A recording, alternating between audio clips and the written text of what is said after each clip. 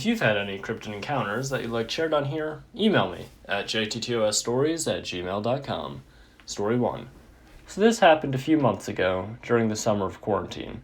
I was running through a wooded trail in my area, very good woods there, and was just jogging, hoping to see some wildlife, maybe a deer or other similar animal.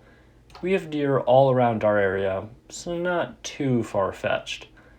I understand this might seem odd and weird, but it's true. I was alone at the time, wearing a black t-shirt, gray joggers, and running shoes, plus a light neon orange vest to dissuade any hunters in the area. Less of a serious thing, more of just a precaution. I was jogging, and I had earbuds in while listening to some tunes. Less intelligent on my part? Yes. I passed by a pond, and I slowed down because laying right there are two bodies. One looked like a coyote of sorts, another was a deer. There were a lot of flies around there. The coyote was untouched except for the killing blow to the stomach, but the deer was ransacked. And I go closer to the bodies out of sheer curiosity, and neither have rigor mortis, which seemed extremely odd considering it was afternoon, around 4 p.m., and sunset that day was like 7:30ish. For those who don't know, rigor mortis is when the body stiffens up and the joints can't be moved. This happens to all animals. Rigor mortis takes anywhere from 2 to 12 hours to set in, from my memory. 2 to 6 for lower extremities, 6 to 12 for the entire body, like chest, neck, torso. These things were floppy.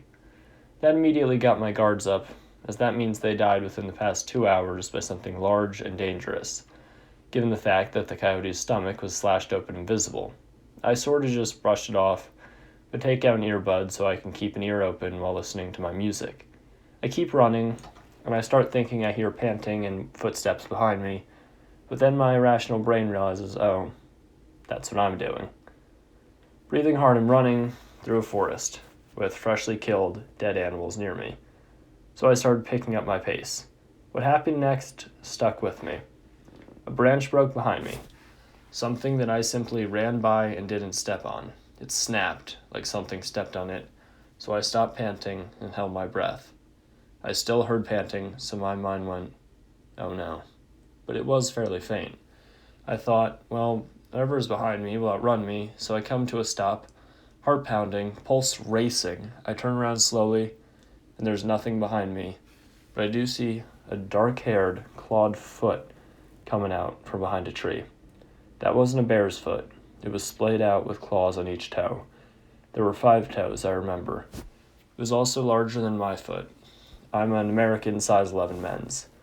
I whip around and start sprinting. I hear whatever it is start running too. I get to the end of the path, near a main road with cars going up and down. Get to the edge and turn around. There it is, some sort of like dog-like or wolf-like man. It had no tail and was on all fours, with very dark brown, maybe black hair. The ears were straight up, like a Doberman's. The eyes were yellow. The animal was very muscled in general, not like super toned, but naturally toned. I could see the muscles on it. It reared up on its hind legs. This creature was way over my head. Now I'm 5'10", so I would say it was probably about 7.5 feet tall, I think. I'm almost certain this was a werewolf or a lichen or a dogman. Now I'm from the Northeast, the Maine, New Hampshire, Massachusetts, Vermont area. Story 2. This story comes from a longtime fan of the channel.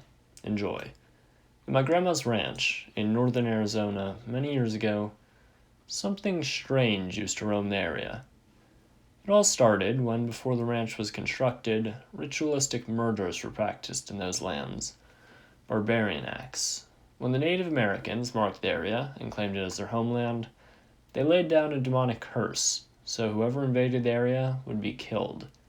When it was summoned, it fed on the innocent deaths by their pain and gained its strength to make itself corporal, and protected the area for many years. Then my grandpa purchased land and built a ranch. Strange things and events took place. It all started with a female scream out of nowhere. Then it got worse. Livestock started to disappear, never to be found again.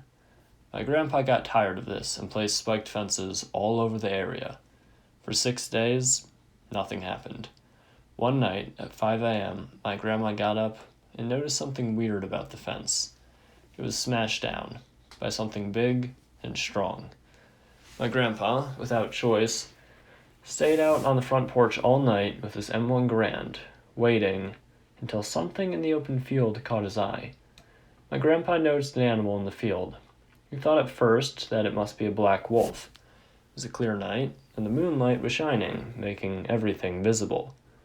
Then the animal did something unusual. My grandpa aimed his scoped Garand at it to see better, when the animal suddenly stood on its hind legs, revealing green eyes. My grandpa dropped his rifle in fear. It wasn't a wolf. He went back in the house. When he peeked through the window, it was gone, like it disappeared into midair. He looked somewhere else when he spotted it kneeling on top of the shack, looking viciously at him, not moving. Stood up completely, above 8 feet. It had a noticeably long hairline on its head that went all the way to its lower back. Its knees were canine-like. The creature jumped off the shack, landing on its hind legs, and took off running on all fours, but not before releasing a horrible female scream. My grandpa knew that it wasn't anything he had seen before, so he went to a local priest and asked him to bless the area. The priest went and laid the word of God on the land, and he bought movement sensors before heading back. The sun went down, and the moon rises. My grandpa was ready to hunt this beast. The hours went by, then the beast came back. My grandpa saw it leaping through the field, heading for the chickens. He ran to it and shot it 7 rounds, but the beast was not taking damage. In fact, he saw its body spitting out the bullets like nothing. My grandpa went back in the house running and started praying to the Lord. Luckily, the creature left. My grandpa didn't know what else to do, so he tried asking for help. They called him crazy on the streets, until some native people approached him and said, "We heard about your ranch. We have a solution to get rid of this demon."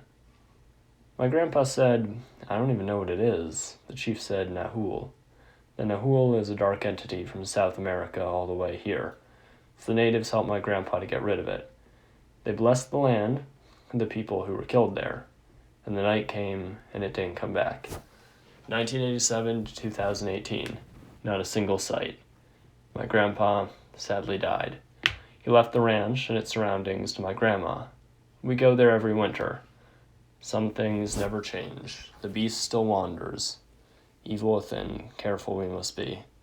If you hear the screams, leave we must. It's the demonic Nahul. That's the legend of Fluffy. I hope you enjoyed.